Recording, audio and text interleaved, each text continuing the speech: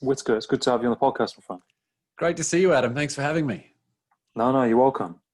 Yeah, I just thought I'd introduce you because you're doing lots of different things. You've got your own podcast, Win of the Day, James Whittaker podcast. You're a speaker, entrepreneur, author, performance coach. You're the author of Think and Grow Rich, The Legacy. You also edited and annotated the Andrew Carnegie's Mental Dynamite book. You've been featured on Yahoo Finance, Success.com, Entrepreneurs on Fire podcast, Good Men Project, Goldcast, Entrepreneur Magazine, Reader's Digest, Sydney Morning Herald, if I pronounced that right, and a few more things as well. And you're also executive co-producer of the film Think and Grow Rich, Legacy as well. What kind of got you into this kind of field? Like, where did it kind of like start for you? Yeah, it's a good question. When I was young, I had my own challenges, like everyone does when they're in high school, trying to figure out who they are and where they want to go. And I had some really debilitating battles with anxiety. And it was, I saw other friends and my older brother who were performing very well academically. And it basically reached a point for me where I just basically, in sheer disgust at who I saw in the mirror, I basically said, I'm not going to live like this anymore. And that was the catalyst of me sort of taking ownership of my life for the first time, where I really planted a flag in the ground and said to life, here I am, come and get me. And that was sort of the background that got me excited in the field of essentially, for me, I was the real student, like self-improvement. I was trying to figure out how I could take this very much malfunctioned human and turn him into someone of value. And that's what I've been doing now, about 14 or 15 years since that point. And along that way, there have been people who have just naturally gravitated towards that message and what I'm doing. And I realize now, just like you do with your platform, that I have a platform to be able to help more people. And the more I understand the problems that they face, the better I can create solutions that enact that transformation to really help people, basically go after whatever they want in life. But that only starts with first having the belief that what's possible is possible for you, and then knowing exactly what you want. Yeah, no, I think that's key. Excuse me. I think that's excuse me. I think that's really key. To kind of know, kind of who you are and what you kind of want, from life, isn't it? And having a vision, and putting in the groundwork, to kind of work towards that. And I think with the Think and Grow Rich as well. I read it, the original one, Napoleon Hill, when I was like 18. And it kind of, blew my mind. And I was like, this is like, I think he said in the book, it's like there should be a manual for life. I think he said in it. It should be given to like, schools and educational institutions. And it's such an old kind of book, but it's so kind of ahead of its time because it's, so real, like you said, with the law of attraction and how the mind works and belief systems. And a lot of people. So I was going to say, it spoke to the science of things that have now been proven scientifically. So it would talk about the power of the brain. What we proved in the movie Think and Grow Rich, The Legacy, was that positive thoughts, it literally changes the structure at a cellular level. So that wasn't known back when Napoleon Hill released Think and Grow Rich in 1937. And through the work that he has done since he interviewed Carnegie in 1908. But what we talk about actually in Andrew Carnegie's Mental Dynamite is that every thought you have adds basically character to who you are. So every thought, positive or negative, goes straight back into your character. And when you think about that, you really think differently about, how you approach everyday life, who you hang around, what actions that you take and things like that. Yeah, no, it is fascinating, when you kind of, when it starts happening, I think, in your life and you kind of start kind of noticing things, should I say, like, I noticed like the other day, I was thinking about certain things and they were standing out to me more because I was focusing on them. And, for example, like a certain car, I was seeing more of it and I was like, this is really weird. This is really strange. I was like, I think I've seen the same car like 3 or 4 times in one day. And it was a Bentley. And I saw 4 Bentleys and I was like, Bentleys are quite expensive cars, you rarely see them sometimes. And then just things start kind of standing out to me. And I think, what you kind of focus on, you attract, don't you? And, whether that's positive or negative as well. Because I've had some times where, you might start your day first thing and you might stub your toe on something, and then from that moment you think of something negative, and then throughout the day it kind of dominoes. Whereas if you kind of, like think positive, it goes kind of hand for hand, doesn't it? Yeah, it certainly does. It absolutely does. It's funny. My mum actually said to me many, many years ago when I was complaining about a situation, and I was like 18 at the time, and I said, "Oh, I wish that life would just teach that other person a lesson." And she said, "You catch more flies with honey than you do with vinegar." And I thought that Mm, was such a great lesson, because yeah, if you wake up and the most successful people I know wake up and they think about what they're grateful for, and they think about what they're going to accomplish today and how that relates to their long-term mission. So the people who aren't successful, they don't do that. They wake up and they open up their phone and they read some bullshit news article, and it really mm, makes them angry. And then they, pre-COVID, they sit there and they sit in traffic, or they complain about how many people are on the tube or whatever it might be. And yeah, so making sure you really start your day with that, setting it up for the mm, win with a positive, grateful mindset, mm, mm, certainly helps the rest of the day go well. And mm. often that starts with a good sleep. Like if you've been up late at night looking at your, Mm. I've got like a 27-inch computer screen. The Yeah, times I have the worst sleep is when I stare at that right before I yeah, go to bed. So I only do that in very, very rare cases when there's a lot of urgent business things that need to be done. yeah. No, I completely agree. I think that was kind of where like self discipline comes into it as well, doesn't it? Because we've all kind of got our own sides, and um, like you say, watching TV or games and things like that. And it's like kind of like, so it's like I said, self discipline. Like kind of not kind of being on a big screen, or before bed, when we can all do that at times. And I like a quote that you mentioned on one of your talks, and I think I've got it right. You said something like, if you don't set to win the day, you kind of automatically made the decision to lose, or something like that. I think it was. Yeah. I put that up at every single speech I do, every single one of them, the first slide after my title slide, the first real slide of the presentation. Each day, if you do not Mm, make the decision to win, you've automatically made the decision to lose.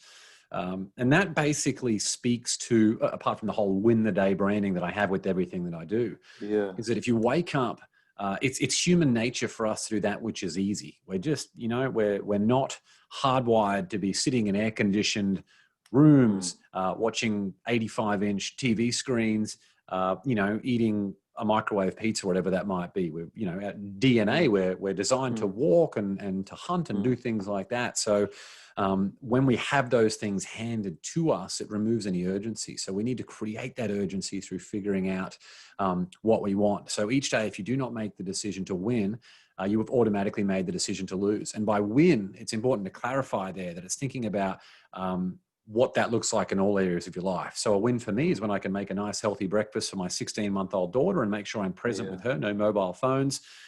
Give her a big hug and a kiss when I see her first thing in the morning. Yesterday, I went to the beach, which is 5 minutes from me where I live in LA, Yeah. just doing like push-ups and air squats and a swim in the ocean. Like that's just such a great, important thing for me. It doesn't, when we talk about winning the day, it doesn't all need to be business. And often when I talk about the 3 big things I need to accomplish each day, Mm, often business does not even come into it, because I know that will be a byproduct of me having these other elements in place. And there's a lot more to life than business anyway. yeah. Yeah. No, I think that's really important, and I think, like you said, it's the small things, isn't it? Sometimes a lot of the time that people, um, like I said, the small things, with your daughter not having any phones, and just those small kind of those small moments are quite, important, aren't they? And I was, I have my barber actually on the podcast, and he was saying, through COVID, he learned, it gave him that time to think about what he was doing in his work, and he prioritized, his work from his personal life, his family, his kids, and spending time with his kids, and not being on his phone and these kind of things. And I think, these small things kind of, they kind of add up, don't they? They do, especially in a world where everyone's glued to a mobile phone, and all of these social media companies, like at Mm, an algorithm level, they are architecturally set up um, to capture and take your attention. I mean, how many times have you gone to look at your phone for a brief moment only to find out that it's like 30 or 45 minutes have mm, passed, and at the end of it, you sort of feel pretty crappy. You feel drained. You're like, whoa, yeah, what have I been doing? Yeah, yeah. it's just the way they're set up. No, so I Also, I looked at your background as well. And you mentioned in like your backstory is that he was working in like an art, I think we call him an off license here, like a retail store.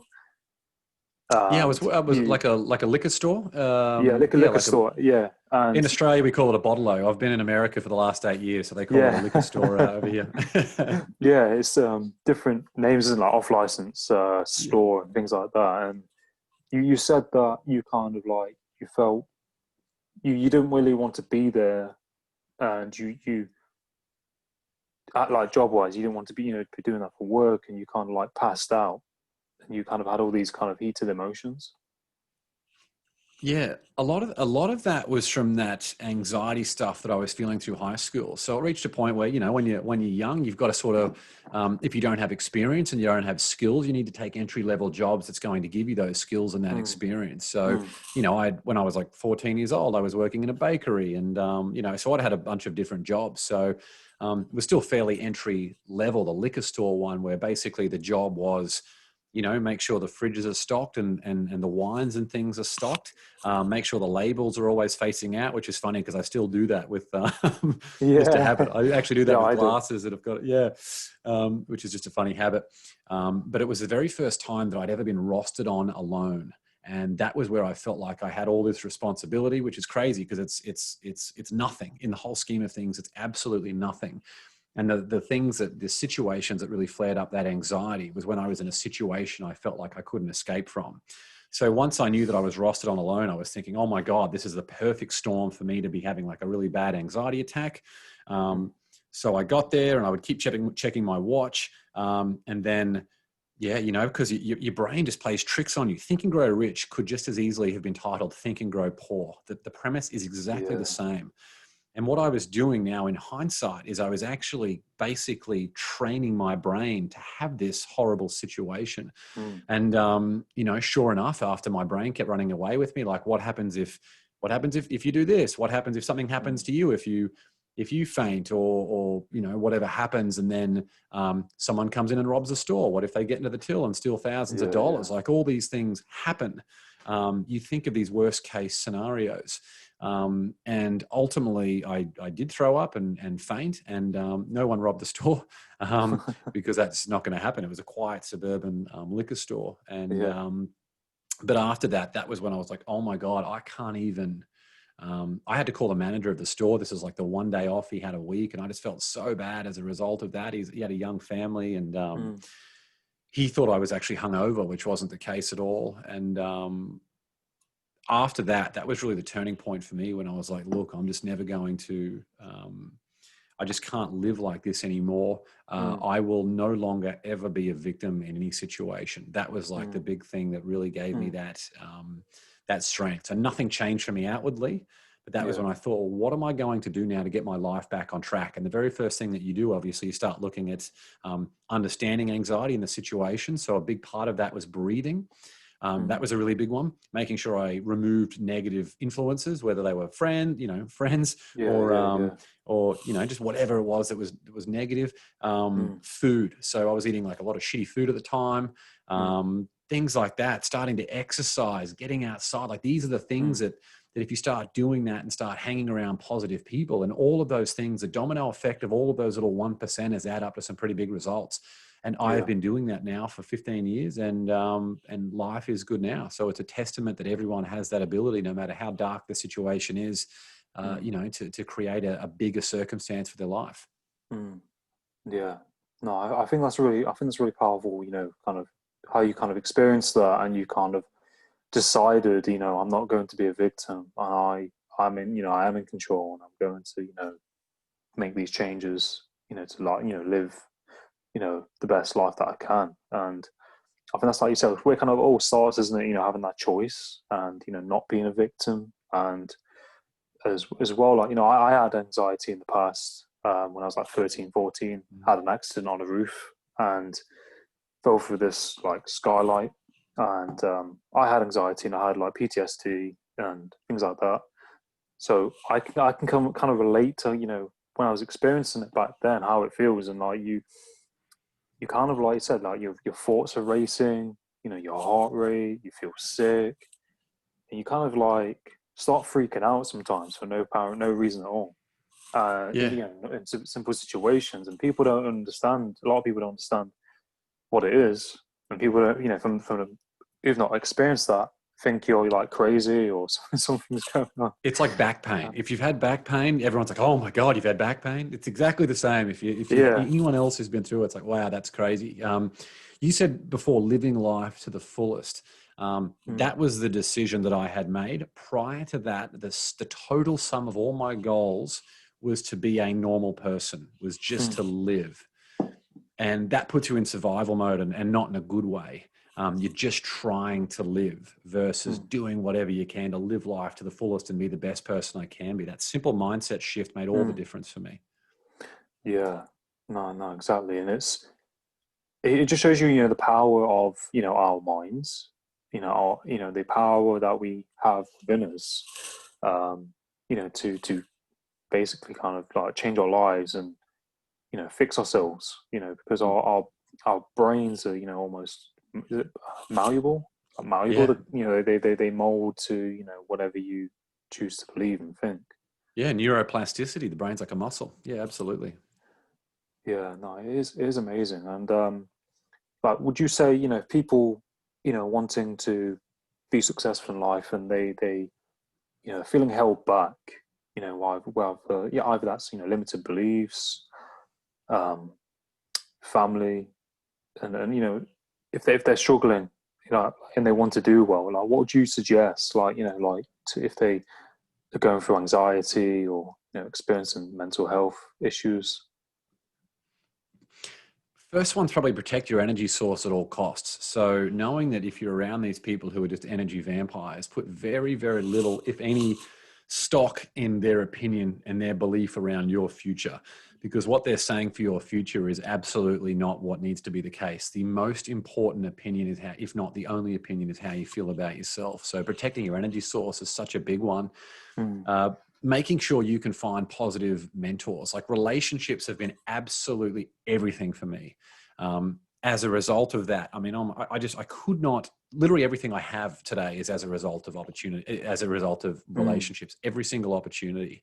Um, to do that, I focused on turning myself into someone of value.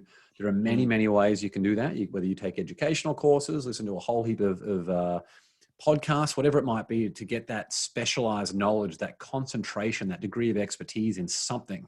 And once mm, you've done that, it means that you've got value that you can offer. You can only offer as much value as you've got. If you have no value by having no expertise, and you can't really help anyone. So help mm, yourself first, get that certain degree of expertise, give without the expectation of anything in return. mm, Increasingly become a person of value. That's what I talk about as expertise. Like, never stop learning, never stop growing. mm, And when you do those things, and you're constantly getting out of your comfort zone, you're surrounding yourself with positive people. That's how you're protecting your energy source. Then it doesn't matter where you come from. It doesn't matter your financial starting point. If you know what you mm. want and you want it badly enough, you'll find a way to get it. If you don't, you'll find an excuse. Yeah. Yeah, no, that's it, exactly. And I think, like, a lot of the time people, I think people find it easier to find excuses. It's a lot easier to find excuses to say, "Oh, I couldn't do it today because of X, Y, Z." And I think we've all done it sometimes. But I think, some kind of key things where, people kind of know that they have to change, or they could have the power to change, but they don't change because they're kind of caught in that loop of, you know, either that's being comfortable, um, being afraid, and then we kind of like give excuses as to why we're in that place. And sometimes Mm. people blame it on the past, and you're like, well, you're not that same person from the past. That's just one thing that happened. That isn't now. Yeah, absolutely. And I mean, everyone needs help. If you try and go at things alone, if you try and go at anything alone, I mean, just look at like a relationship or a football team. Mm, Like, no one succeeds. It's impossible to succeed alone. You need people. So making sure you surround yourself with the right people. Yeah, mm, adding as much value as you can to their lives. I mean, I yeah, regularly check in with people just to say, look, here I am. Like, what do you need? I give so much to so many people, and as a result of that, a yeah, lot of opportunity finds its way back to me. yeah. No, it's incredible, isn't it? Like, through for helping other people, it's almost like contagious. It's priceless. Like I said, providing value, through the books. I mean, through the books or there's podcasting, whatever that is.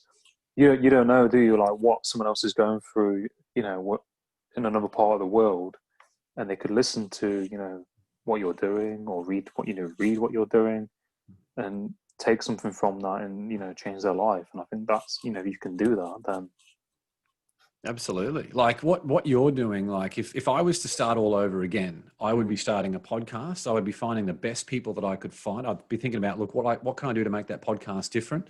I'd be getting a list of the best people I could get to get on the show. I'd be mm, making sure their experience was so good and the material that I get, you don't put pressure on mm, yourself, but I would make sure their experience was so good that they would be excited to help me in the future. mm, I would make sure that the finished product that I gave them was great quality content, so they had more incentive to share it. mm, And this is literally what I do with the guests on my podcast show. I send them an mm, email mm, afterwards that mm, asks, like, says, here are the type of guests that we're looking for. I'm often very, very specific about asking for very, very high level people. I follow up. The truth isn't that the yeah, real result comes from that follow up. So making sure you do that. There's no reason then that anyone can't turn very meager circumstances into something absolutely enormous. Like I'm just scratching the surface on what the podcast can do and some of the opportunities and things mm, that are coming up, where like shortly I'll be on, like next month, I'll be on Gabby Reese's podcast. She's Laird Hamilton's wife. She's a, former wow, volleyball player, amazing superstar. So to go up to like their $7 million house in Malibu and yeah, hang out with them to be on that podcast and have them on my podcast, like that's a really awesome moment that I was approached yeah, about as a result of doing all these other things that I've done. So it's creating that foundation, having that expertise, giving mm, without the expectation of anything in return. All of those different things over time, over a long time, adds up massively. And of course, there are mm, moments where you fall, but when you do fall, you've just got to, get back up as quick as you can. And if you're surrounded yeah, by the right people, they'll help you do that. yeah.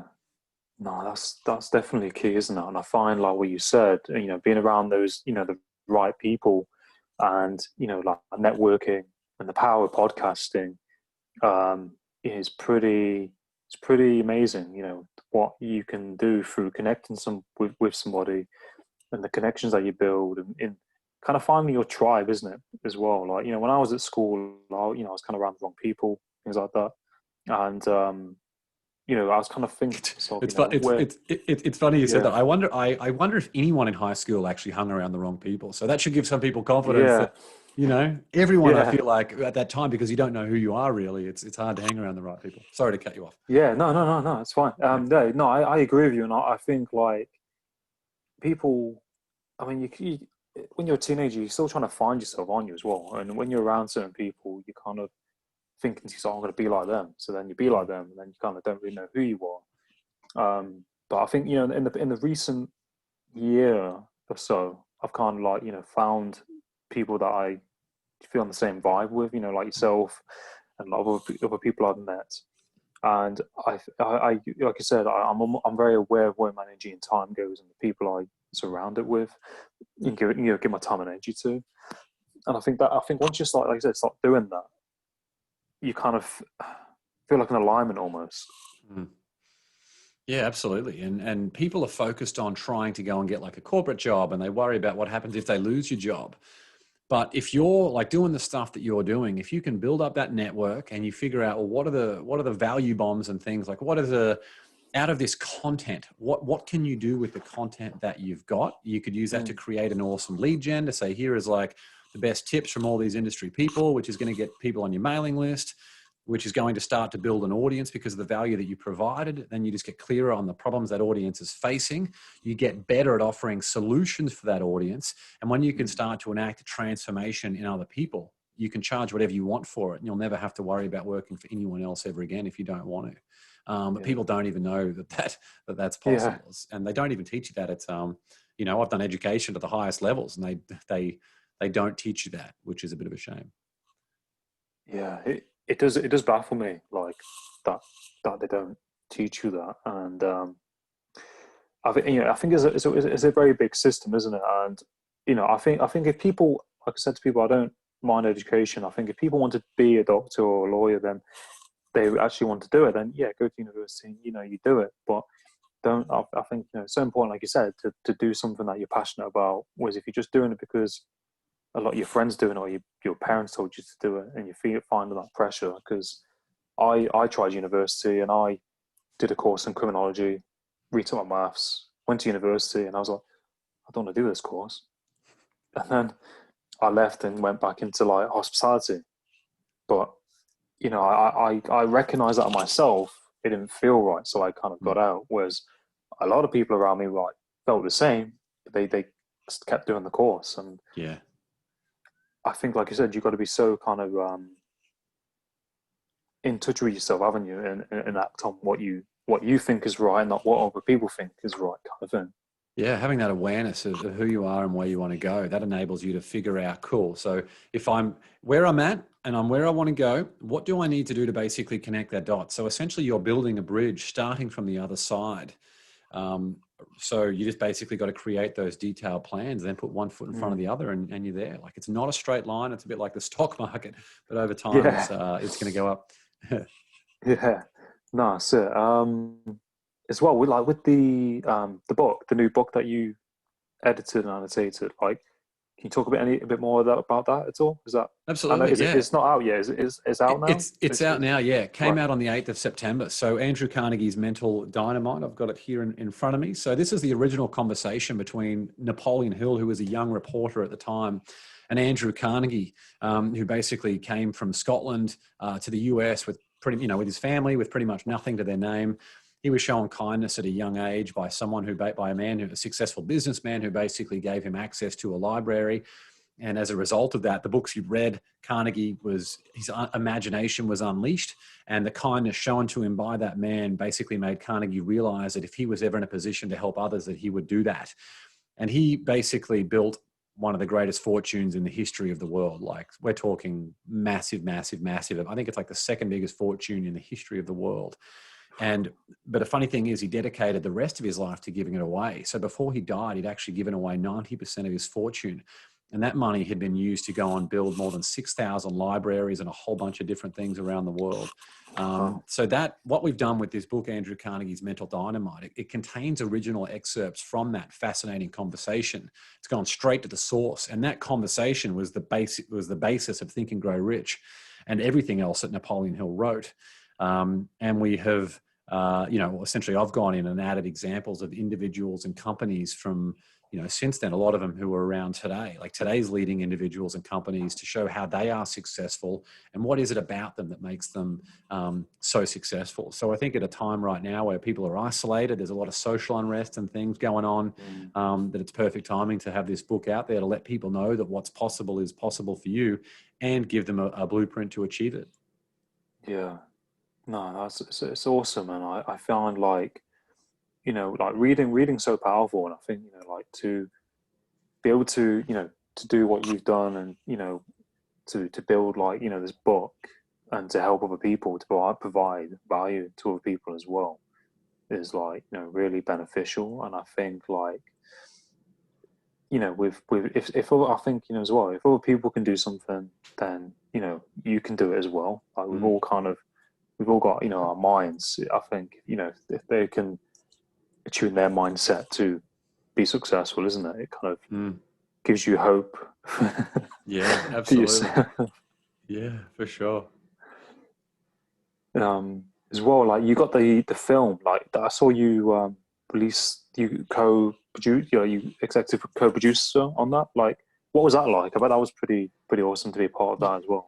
It was great fun. I'd never been involved in producing a movie before, so to find myself doing that in here in LA was pretty cool. But as part of that, apart from being on set for some pretty amazing experiences, I mean, even having the opportunity just to sit, I remember driving to go and interview Rob Deerdeck, who's a skateboarder turned business mogul. He's got 10 different TV shows and done a whole bunch of awesome things. Just me and him for a few hours, just kicking it in his penthouse office in Beverly Hills. I mean, just amazing experiences and things like that. But just a really, I'm very grateful to be involved in that project and to see it change life. That book is now in 6 different languages. The film, I think, is in 4 different languages. So having just that out there to help change other people's lives is awesome. Yeah, no, I definitely agree. And I think like as well, like I saw one of your pictures and you were like Bob Proctor. Yeah, so Bob, Right? Bob even wrote the foreword for the book, which was great. So we were at the Yeah, premiere, and yeah, a lot of people like that. yeah, no, it's awesome. And I think like um, it's definitely spreading that awareness as well, isn't it? And kind of showing people, you know, because a lot of people who I speak to some people and they're like that they don't know about they've never heard of like the law of attraction and these kind of you know things we've been talking about. And I think people who you know kind of haven't heard of it before, like it's something that they kind of should you know kind of tune into, isn't it? Yeah, absolutely. The whole idea of that being think and grow rich is just the same as think and grow poor. I mean, that is the law of attraction at work. Like waking up, like we Mm. spoke about earlier, and having an entirely negative day, or waking up and having an entirely positive day. It starts with you, and it starts with that first thought that you have when you get out of bed, or even Mm. often when you're in bed, Yeah. depends on how long it takes you to Yeah. get out of bed. Yeah.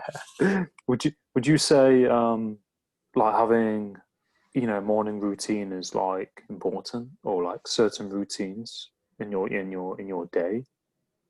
Yeah, absolutely. I mean, the routine needs to be all centered around you being at your best and you having your output for your life's work rather than your busy work. So for me, I wake up, do, 15, 20 minutes of exercise, like a yoga Mm-hmm. session, Mm. then do a 5-minute cold shower, which in the UK might be a very cold shower, but it's great for sustained energy levels. It's been amazing. So then I'll basically, have a coffee and a healthy breakfast. And then I'm really good for like a really 4 intense hours. And as long as Yeah. I can get that in, then I just feel great for the rest of the day. So it's up to everyone to figure out their routine. But if Mm, you, mm, what I do gets me to where I need to be every single mm, day. mm, Every single day. There's just not one day that doesn't do that. So over time, that's what leads to big results. So if people don't have a good mm. routine, then you're going to go in the other direction. Yeah.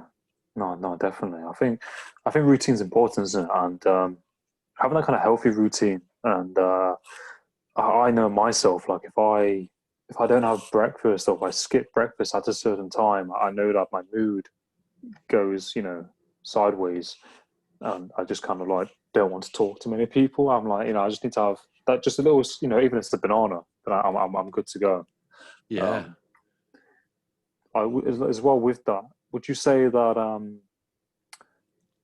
you know, kind of like how you know for people to kind of create you know success in their life, would you recommend like kind of like visualization, manifest, you know, kind of manifesting things helps? Yeah, it does, but there's a level of mindfulness that you need to release your stress in the present, and Mm, then there's got to be that piece of knowing exactly what you want in the future, and then the manifestation piece ties into that. So if you do meditation that involves some type of manifestation, your brain doesn't know the difference between a memory that you're creating in the future.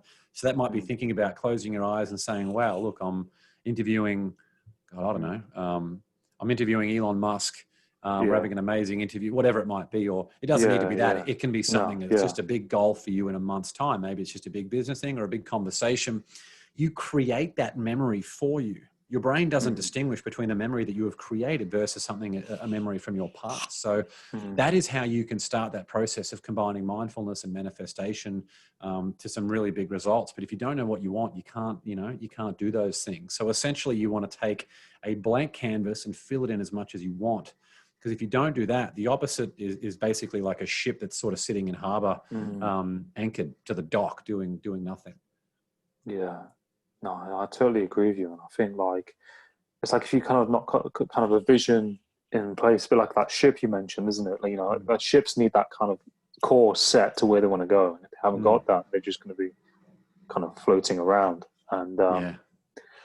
I think like you know sometimes people, everyone's in different situations and things like that. But I think sometimes people kind of on autopilot, you know, for whatever reason. And I I think I deep down I think I fear that. I think I fear you know kind of settling. Do you know what I mean? Like you know, when you was doing that job, I've done jobs in the past with like bar work and things like this, and I kind of get this deep anxiety because I'm like, I know that I'm doing this, but I don't want to kind of get stuck here. And I find that sometimes in jobs I've done, and I have this anxiety. I'm like, I want to be here, but I'm here, and it's this kind of, grinding together. But Yeah, that disconnect can just come from failure to recognize how that's connected to your future. So taking a job that's going to get you some cash to help you pay the bills in the short term, where if you can use that same time, maybe on the commute there, on the commute back, you're listening to podcasts that change change your brain. It's like, well, what do you, maybe it's learning a trade. Like, you would never open your own bar or your own restaurant without working in a bar or a restaurant. So I think where possible, finding a job that gives you skills for a career that you want to build, but also recognizing whatever job that you have, why are you doing it? You obviously need to pay to have a roof over your head and food on the table. But as long as you've got that, you could essentially work for someone else who'd be a great mentor or great influence in your life, and nothing, purely because of how that will set you up for your future. Yeah, no, definitely. And I think, like you said, there's always going to be like positives and negatives, from whatever situation. But there's always going to be a kind of a silver lining or positive, from that situation. Like connections, and kind of going through like uncomfortable situations as well, like comfort zones. And like I think that's kind of how we grow, isn't it? As well, being in uncomfortable situations that kind of don't necessarily like sometimes, and then you kind of push through that. And like even that's socially, social skills as well. Yeah, absolutely. Who would you say, like, growing up, like, who were your like role models? I feel like you have role models in a different way. Like there were Yeah. some well-known like Australian rugby league players and things who I looked up to when I was a kid. And then you grow up and you're like, oh, maybe the famous sporting stars aren't quite the best role models in all areas of your life, but just successful business people. We actually had a thing when I was young, had just started high school, called Night of the Notables, where you had to dress up as someone who'd made the impact that you want to have. And I remember going as Bill Gates. I don't know why I went as Bill Gates. I think there was some degree of that being pretty cool. But That's awesome. yeah. But what I would encourage people to do is actually think about your biggest role model as being yourself. Like think about that person you want to be in 10 years, 20 years time. That should be the hero, and that you should be inspired as the hero of your own story. Yeah, no, that's powerful. I agree with you. I think that's key, isn't it? Like, not kind of being your own kind of hero, like you said, and trying to be better than trying to be better than who you were yesterday, and not kind of competing with, the world and that person and things like that. Yeah. Yeah. So true. Yeah, no, that's it. But just thinking to like kind of round up, like what would you kind of say to people who kind of like want to be successful in life? Like any advice to people kind of wanting to kind of achieve their dreams and goals? Yeah, I would start by following like a success plan. So what I do, I have a success plan template that people can go and download for free in my bio on Instagram. That will get you very clear on who you are and where you want to go. And then all you've got to do is backtrack your actions from that perfect destination, which you should spend a couple of hours figuring out. Literally handwrite it in a whole bunch of different categories, backtrack it to figure out what work you need to do today and how that relates to your long-term mission. And once you've got that, everything else will come. The money will come, the people will come, the resources will come. It all starts with knowing what you want and having a plan to get it. No, I think that's really important what you mentioned, and I think like I said, having that goal and having that plan, and then putting in that work, and you've done that and you put that in place, and I think it is possible, if you believe in yourself enough to see it true. Yeah.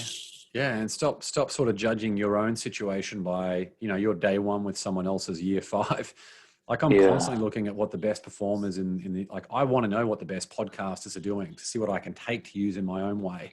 I want to know what the best entrepreneurs and marketing experts and things are doing so I can figure out maybe is there a way that I can add more value to my audience and things like that. So modeling success is another really important thing. Not plagiarizing, very big difference, but modeling success. Yeah. No, definitely. It's But no, it's been a pleasure talking to you, James. It's been an absolute pleasure talking to you and having you on my podcast. Um, and where can people find you on social media and your Yeah. website? Yeah, people can go Instagram, James Witt with two T's, or my website, jameswitt.com, and reach out if I can help in any way. Just let me know. No, no, definitely awesome. And I'll share your content, and I'll, if you ever need anyone on your podcast or networking things like that, I don't mind, doing that either. Yeah, thank you, Adam. Well, congrats on everything you're doing with the show, and yeah, looking forward to seeing how you progress. No, no, thank you, James, and I wish you all the best, and with the book and all that you're doing. I think you're Yeah, doing some really great work. yeah, awesome. Thank you so much. No, you're welcome. But have a great day, morning, Cool. evening, where Yeah, you are. have we wrapped? I want to make sure we're yeah. That's all right. But no, that's all. But no, it's great talking to you. Yeah, you too, Adam, and yeah, keep in loop, and yeah, anything I can do to help, just let